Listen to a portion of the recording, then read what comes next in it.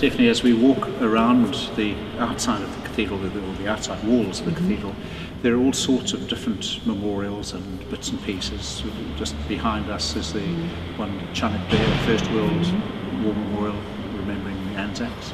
But this is an intriguing one because this is a tribute to the builders, or the builders of Wellington.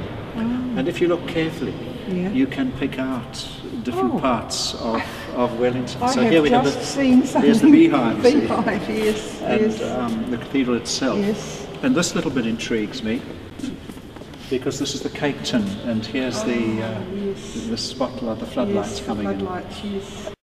And so this must be quite recent then. It was. This was done recent. The late 90s. Yes. Tribute to the building industry. That's right, because our stadium wasn't built. No, then. it was just coming how up. Could it be then? Yes. And focus on the stained glass windows. We have some lovely windows here. This particular one picks up the ancient patriarchs in the Old Testament patriarchs. So down at the bottom, David, having just slain Goliath, and his head is down there. I have great pleasure in pointing that out to our young choristers and wondering whether they have nightmares. It's a pretty grisly looking head. And then Moses, of course, with his tablets, and Jacob wrestling with the angel above that. So this is what we call the home window. It has St. Paul, our patron saint, right at the top. But it's dedicated to the home shipping industry, to the home family. So you can see the early ships that were important in Wellington's history. Music is very important in Wellington Cathedral. We have a number of choirs who sing here, and of course this great big organ with all its pipes.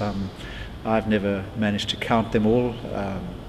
You could look up on our website and see how many there are. And of course it comes thundering out, and a lot of people comment on the acoustic of the cathedral.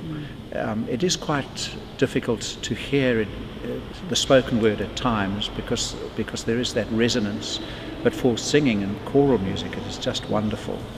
And I remember coming here when I was still at St. James in Lower Hutt. We brought our parish choir across, and it was a revelation to us to sing in this huge acoustic.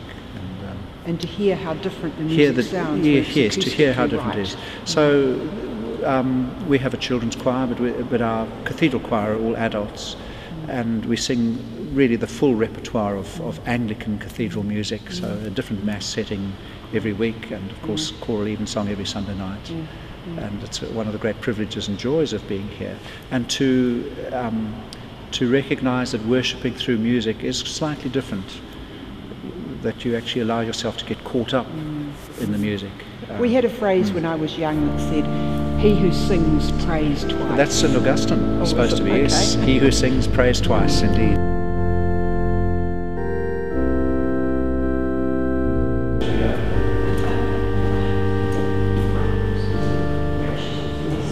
We're in the what we call the Lady Chapel, not the Ladies Chapel, but the Lady Chapel, named after Mary, Our Lady. And if people come in here and look at the stained glass windows, they will see that each window tells a little part of the story of Mary. This church was the parish church at Paraparaumu, and was St. Paul's church there.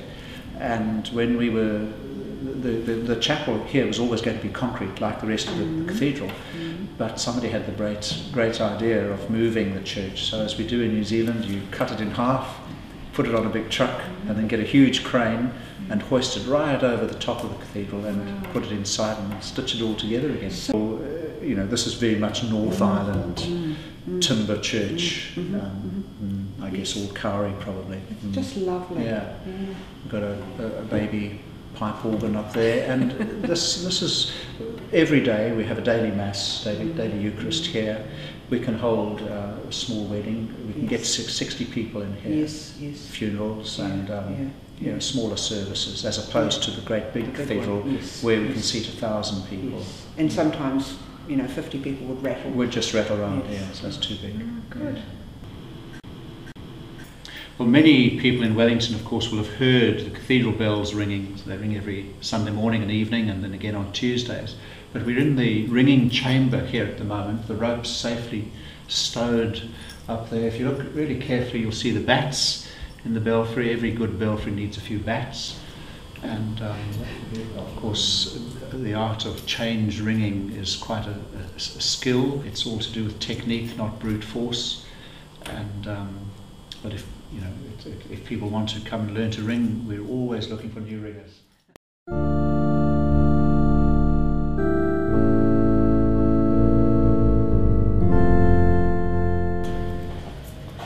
So Stephanie, we're standing in what we call the flag room, and, above the main entrance to the cathedral. Lots of flags that have been given to the cathedral for safekeeping, to be looked after until they rot away, which is what happens to flags and colours and ensigns and so on.